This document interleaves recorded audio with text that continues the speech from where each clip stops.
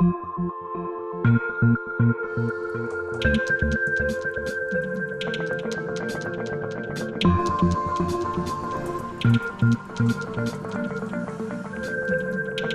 tal? Les habla Jorge Gestoso. Bienvenidos.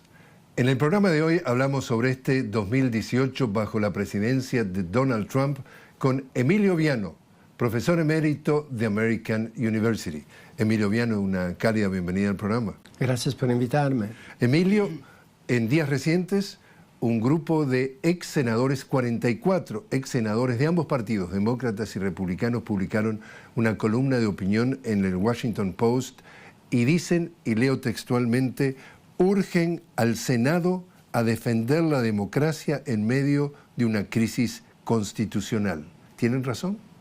Bueno, fue muy decepcionante después de la toma de su oficio por el presidente Trump, ver el Senado prácticamente dejar de hacer su misión, de jugar su rol en su papel muy importante, como fue considerado por los padres fundadores y por la Constitución, pues que los senadores tienen su escaño durante 6 años. Siempre se pensó que sería, digamos, la parte de la legislatura federal más equilibrada, más balanceada, que respondería menos a las presiones de la política del día por la gente, que se refleja más en el trabajo de la Cámara de Diputados, porque ellos tienen solamente un término de 2 años. Así que están continuamente en campaña y tienen que estar muy atentos a lo que piensa la gente.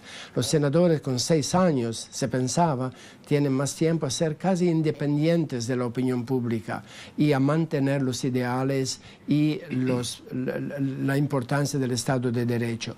Hemos visto prácticamente el Senado en manos de los republicanos dejar completamente de hacer esto. Se transformaron de republicanos a trumpistas y defienden al presidente, si no abiertamente, siempre al mínimo con el silencio. Hemos visto hoy, por ejemplo, el senador Orrin Hatch de Utah, que es uno de los senadores más conocidos, que hablaba de los con las acusaciones del fiscal Mueller, diciendo que I don't care, no me importa lo que hizo el presidente. Y decía que era todo producto de los demócratas. Claro, verdaderamente esto es lo que preocupa mucho, el Senado que no está cumpliendo con su misión, que no está, digamos, diciendo la verdad política, enfrentándose y, naturalmente, ejercer su misión constitucional, que es de prácticamente a controlar el Ejecutivo, perché observe la ley, la respete y mantenga los valores y los ideales democráticos del país. Tú hablabas precisamente de la investigación de este fiscal especial Robert Mueller y también en días recientes, dentro de lo que se dejó saber, implicó directamente al presidente Trump en 2 delitos gracias a las confesiones que tuvo su ex abogado personal, estamos hablando de Michael Cohen, e inmediatamente varios demócratas dijeron, esto puede dar pie a que nosotros, cuando tomemos la mayoría de la Cámara de Representantes, le iniciemos un juicio político. Bueno, desde el punto de vista legal no es tan fácil, porque lo que pasa es esto. El abogado Cohen dice, yo pagué estas mujeres, o Stormy Daniels, por ejemplo, por orden o pedido del número 1, que sería, se dice, el presidente.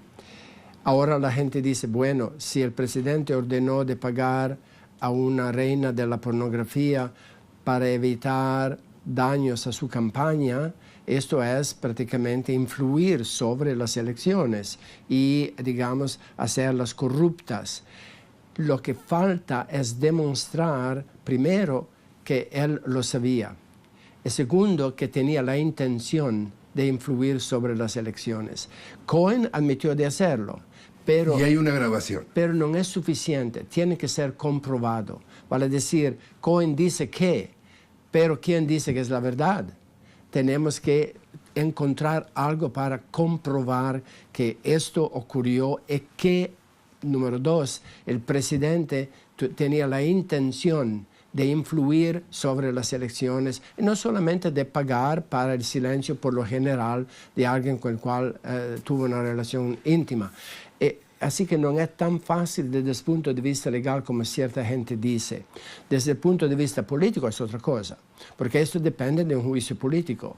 La Cámara de Diputados ahora será en manos de los demócratas y probablemente ellos pueden decidir que sí. Esto es digamos, un crimen político que puede ser condenado con un impeachment, como hicieron los republicanos con Clinton, cuando lo que él hizo fue de tener una relación íntima con una joven que trabajaba en la Casa Blanca y después no lo admitió cuando fue interrogado formalmente durante una investigación. Así que los crímenes son más o menos parecidos. Ahí sí, claro, la Cámara de Diputados puede hacerlo, pero tiene que ser un cálculo político. Trump ya está en campaña para el 2020. Si los demócratas se ponen en pie de guerra y dicen vamos a hacer un impeachment, él puede presentarse a su base como víctima ahora desde años. Sí, de la cacería de brujas, como él dice. Como él dice, esto le daría aún más entusiasmo y fuerza y deseo de protegerlo por parte de ciertos republicanos que, como ya decimos en el Senado, son trumpistas al 100% casi, y a su base, digamos, en los estados en mayoría rurales. Así que podría ser un error en el cálculo político. Yo pienso que no le conviene, a menos que haya revelaciones muy duras en el futuro próximo, a los demócratas gastar energía, tiempo y alertar a la base que tienen que trabajar duro durante los próximos 2 años para garantizar la reelección de Trump. No le conviene, en mi opinión, le conviene más actuar, tener una agenda muy buena para leyes y medidas que ayuden a la gente económicamente y al país, y demostrar que si ellos tienen el poder, pueden gobernar muy bien, mejor que los republicanos. En mi opinión, sería un error político que le costaría mucho en el 2020. Emilio, te invito a hacer una pequeña pausa. Estamos hablando con Emilio Viano sobre este 2018 bajo la presidencia de Donald Trump. Enseguida regresamos.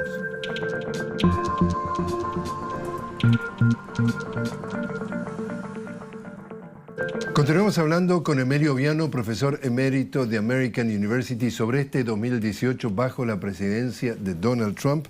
Emilio, hemos visto que a lo largo del 2018 permanentemente Donald Trump estuvo cambiando miembros de su gabinete o su equipo de la Casa Blanca, tanto que recientemente se confirmó que tuvo el tercer jefe de gabinete en 2 años. Él se reía, se mofaba de Obama, que había tenido 3 en 3 años. ¿Qué le pasa que permanentemente esto es una puerta giratoria que entra y se va la gente?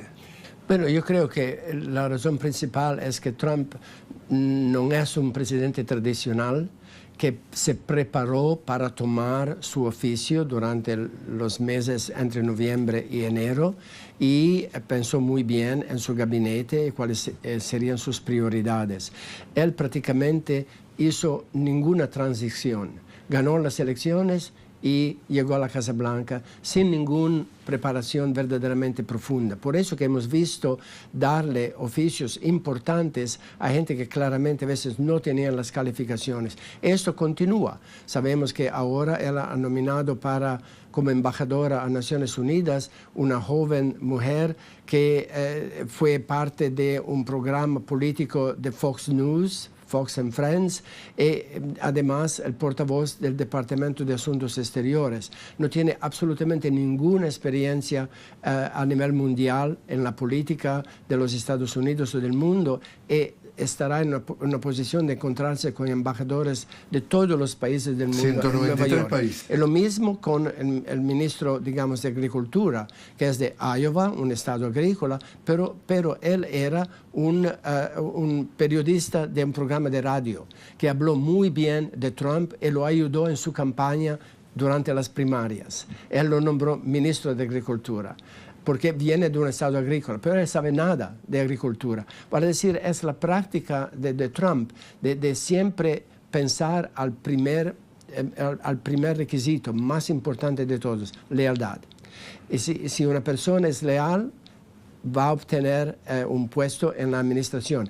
¿Cómo? Lo va también a perder. Él acusó al fiscal general Sessions de no ser suficientemente leal, porque él pensaba que dándole a Sessions este puesto muy importante, lo defendería de Mueller.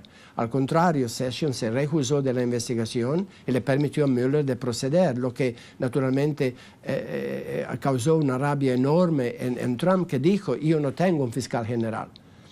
Porque para él, fiscal general es para mí, no para el país. Y esto también, toda la confusión que él hace continuamente, que él piensa que el gobierno ejecutivo es para él, no para el pueblo, no para la nación. Y los demás poderes también, claro, al servicio de él. Así que hay continuamente esta confusión, y como vemos ahora, él encuentra dificultad a encontrar a alguien para la sucesión al general Kelly, porque ya la gente se dice: ¿qué voy a hacer? Si voy a ponerme en esa situación, no va a durar mucho, voy a perder tal vez mi reputación, o tal vez mi carrera, mi trabajo, algo lucrativo que estoy haciendo. El mismo Nick Ayers, que es el jefe de gabinete del vicepresidente, que Trump quería mucho, dijo que no. Yo no estoy interesado, claramente porque se dan cuenta que es una situación sumamente peligrosa. Es esto el problema que tenemos, que el requisito es la lealtad, vale decir, verdaderamente un gobierno autoritario, un gobierno que no le interesa una agenda política en favor de la gente, del pueblo, de la nación, es en favor de mí mismo, de mi sobrevivencia política, de mi reelección en 2 años, y también de mi agenda para ganar tanto dinero cuanto yo pueda y utilizar esta posición y la influencia que tengo sobre las leyes para garantizar a mí y a mis amigos que podamos ganar mucho dinero legalmente, si se puede. Es esta la prioridad, parece, de Trump, de su yerno Kushner, de su hija Ivanka y de muchos de sus asociados. La popularidad de Trump, en la última encuesta, 39%, aunque sigue siendo muy alta entre los republicanos. ¿Cómo ves tú entonces, con el 2 de enero llegando rápidamente, cambio importante, porque los demócratas van a tener entonces allí el control de cada una de las comisiones que pueden hacer investigaciones? ¿Cómo puedes ver el futuro de Trump en los próximos 2 años? Bueno, claramente los demócratas, si quieren, si es políticamente una buena decisión, puede hacer la vida de Trump un infierno en los próximos 2 años, como los republicanos hicieron para Clinton. Primero con la investigación de Whitewater y después con la investigación sobre Mónica Lewinsky. Así que prácticamente sabotearon su agenda. Y lo mismo naturalmente con Obama, que no pudo actuar en su agenda política durante los últimos 2 años de su presidencia, porque los republicanos, sea en el Senado que en la Cámara de Diputados, no le permitieron de progresar en nada, ni en nombrar un juez para la Corte Suprema. Si demócratas quieren, pueden. Depende naturalmente si es un cálculo político correcto. No olvidemos que hay roles diferentes para la Cámara de Diputados y el Senado. La Cámara de Diputados puede hacer muchas investigaciones y todo el mundo espera que la hagan, por ejemplo, con las declaraciones de rentas del presidente, para conocer más a dónde están sus intereses financieros, quién le emprestó dinero, a quién debe su lealtad como empresario, tal vez a Rusia, a Putin, quién sabe. Eso sería muy importante para el país y podría perjudicar mucho la chance de Trump de ser reelegido. El Senado tiene un rol muy diferente, pero muy importante para la agenda republicana. Y tiene mayoría republicana. Porque ellos, teniendo la mayoría, pueden continuar a aprobar todos los jueces, y son jueces muy conservadores, que no van a apoyar el medio ambiente, los trabajadores, los inmigrantes, los derechos humanos, el derecho al aborto. Claramente tiene una agenda muy diferente. La Cámara de Diputados puede hacer nada sobre esto. Lo mismo, naturalmente, con todos los empleados del gobierno ejecutivo, así que Trump puede continuar a nombrar a gente leal a él, y también todos los embajadores y la política exterior. Así que él tiene aún mucho poder. Y como ya dije, hay áreas donde esperemos que la Cámara de Diputados haga investigaciones, particularmente esto de las declaraciones de impuestos de Trump, para saber más sobre dónde están sus lealtades financieras. Pero yo creo que si ellos se lanzan a toda carrera en investigaciones de todo tipo, contra de él, contra de otros, que tal vez se lo merecen, yo pienso que podría lastimar a los demócratas. Es mejor si ellos lo hacen con un buen juicio en ciertas áreas, pero también se empeñan en una agenda legislativa que después pueden, para su candidato a la presidencia, declarar al pueblo diciendo, ven, si nosotros estamos en el poder, estamos haciendo todas estas decisiones muy provechosas para ustedes. Es un juego político muy difícil, tiene que equilibrar, porque tienen también que tomar en cuenta que cualquier ley progresista que ellos aprobarán, probablemente el Senado la va a anular, no va a estar de acuerdo. Pero eso no es importante, lo importante es que ellos lo hagan. Y pueden decir, si nosotros tuviéramos el control del Senado, nos encontraría muy bien. Por ejemplo, el gobierno de Trump está declarando medidas para disminuir mucho las políticas de Obama para proteger las aguas del país, para fomentar... para cuidar el medio ambiente. Claro, el medio ambiente, pero particularmente agua. Y esto afecta a muchísima gente, por ejemplo. Así que hay ahí áreas donde el interés de la gente, piensen en Flint, Michigan, en los problemas del agua supuestamente potable por ahí, ayudaría mucho a dar a los demócratas que los republicanos no tienen siempre tanta confianza en su capacidad de gobernar, que demuestren que están al lado del pueblo. Te invito a hacer una nueva pausa, Emilio. Estamos conversando con Emilio Viano sobre este 2018 bajo la presidencia de Donald Trump. Emilio Viano, profesor emérito de American University. Ya regresamos.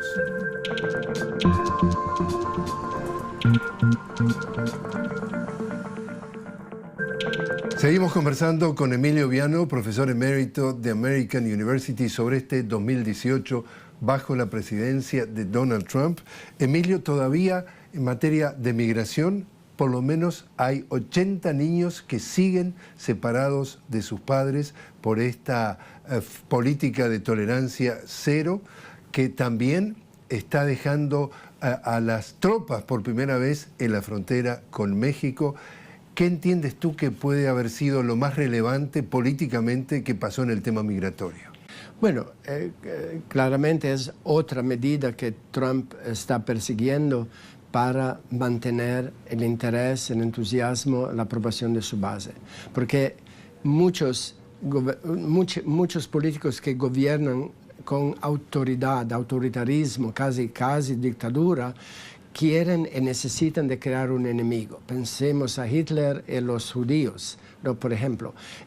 Muchos otros que crean un enemigo del pueblo, así que toda la ira, el enojo, las quejas de la gente se dirigen no al mandatario, pero al enemigo supuesto del pueblo. Trump claramente ha decidido que esto es muy, muy fácil de hacer, criticar, insultar, pintar a los inmigrantes como ladrones, violadores, criminales, traficantes de drogas, que no deberían entrar en el país y que contribuyen nada. Él habló de los inmigrantes costando al país 250 mil millones de dólares al año. Una cifra que nadie sabe de dónde proviene, fue probablemente creada por Trump sin ninguna base empírica, porque al máximo mismo las entidades muy conservadoras en Washington, like the Heritage Institute, hablan de tal vez 40 mil millones de dólares al año. Y los indocumentados dicen que en realidad ellos aportan mucho más de lo que cuestan. Claro. Y además se encontró que Trump está empleando, como ya se sabía, indocumentados en sus propiedades en New Jersey, en Florida. Así que es claramente una maniobra política para continuar a mantener la lealtad de su base. Y como ya yo dije a veces, es muy irónico que él es un hijo de una madre inmigrante que llegó del norte de Escocia, muy pobre. Sin saber inglés. No hablaba inglés, hablaba gaélico escocés, siguiendo a sus 3 hermanas que ya la habían precedido y a su abuelo también, que como como Trump no quiso servir en el ejército, en el servicio militar, se escapó de Alemania a Estados Unidos para evitar el servicio militar. Así que además sabemos que su esposa también es una inmigrante. Así que es muy raro, ¿no?, que alguien que es hijo de un inmigrante, primera generación americano, nieto de un inmigrante de Alemania, casado con una inmigrante, que facilitó la ciudadanía de sus padres, que es normal, algo que Trump ha criticado con otros, ¿no? La cadena de inmigración, ahora tenga tanta ferocidad contra la inmigración al país, negando la contribución que los inmigrantes dan a muchas industrias, al turismo, restaurantes, agricultura, construcción. Hay muchísimas industrias que dependen de los inmigrantes, en parte porque quieren pagarlo menos, pero también porque no hay americanos que quieran hacer este trabajo. Como un día de hoy, por ejemplo, con la temperatura que tenemos, ¿quién va a estar allí afuera? 5 grados bajo cero. Claro. Esto es lo más triste, ¿no? Que es alguien que podría hablar del sueño americano. Yo soy de primera generación americana por parte de mi madre y ya estoy presidente del país, el máximo que uno puede soñar. Al contrario, él nunca habla de su madre, de su padre, de sus primos, de sus tías. Tiene que tener muchos primos, tenía 3 tías en Nueva York. Nunca, porque yo pienso, para él es una vergüenza. Él quería ser como George Bush, por ejemplo, una familia patricia, noble, de la nobleza de la Nueva Inglaterra, Connecticut, que tenía un pedigree, que tenía una historia, un historial de inmigración noble. Para él esto no es noble. Su abuelo fue cocinero, son nuevos ricos. Fue cocinero en un campo de mineros en el oeste. Su mamá fue niñera en Nueva York. Así que él tiene vergüenza. Por eso a veces se lanza contra de ellos. Me recuerda, ¿sabes qué? Un presidente de la Cámara de Diputados hace unos años se llamaba Hastert, como ahora tenemos por Ryan, por ejemplo. Él fue el más feroz opositor de leyes en favor de los homosexuales, lésbicos, etc. ¿Y qué pasó? Que en un viaje a casa, en un aeropuerto de Chicago, me parece, lo arrestaron por solicitar sexo anónimo con hombres en los sanitarios del aeropuerto. Tienes una persona que está muy en contra de algo que del otro lado es parte de esto.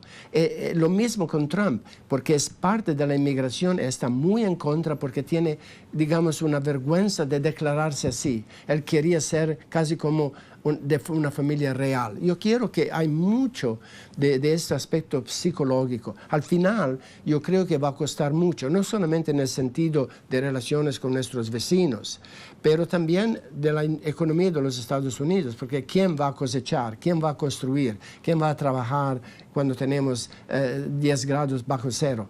Y además, sería mucho menos caro y mucho más positivo para los Estados Unidos invertir para el desarrollo de estos países, de América Central particularmente, de México, porque al final nosotros les venderíamos lo que ellos necesitan, porque no tienen la industria para construirlos. Al contrario, gastamos con el ejército en la frontera, que tiene nada que hacer, y con un desastre en relaciones públicas. No son solamente 80, son 14,000 menores en este momento en la custodia del gobierno federal. Imagínate, 14,000 jóvenes. Muchos en jaulas. En jaulas con el trastorno, los daños psicológicos que está haciendo a estos niños y niñas. Emilio Beno, muchísimas gracias por haber estado con nosotros. Es un placer, como siempre.